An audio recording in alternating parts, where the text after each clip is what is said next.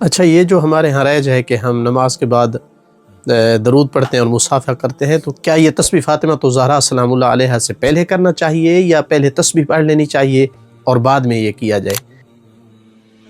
بعض لوگ سمجھتے ہیں کہ اگر یہ ہم کرتے ہیں تو تسبیح والا ثواب ہمیں نہیں ملے گا، چونکہ فاصلہ ہو جائے گا نماز اور تسبیح کے درمیان۔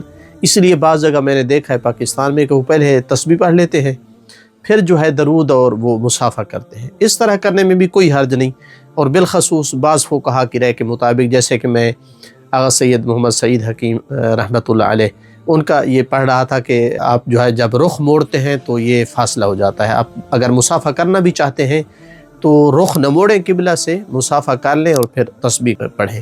لیکن معلوم ہونا چاہیے کہ آغا سستانی جو ہے اس حوالے سے اجازت دیتے ہیں، فرماتے ہیں کہ کوئی مسئلہ نہیں، اگر آپ نے درود پڑھنا ہے، اگر آپ نے مصافحہ بھی کیا ہے تو تسبیح پر جو ہے کوئی اثر نہیں پڑے گا۔ کوئی دعا درمیان میں پڑھنی ہے تو بھی یہ جب آپ تسبیح پڑھیں گے تو یہ تاکیبات ہی کہلائے گی۔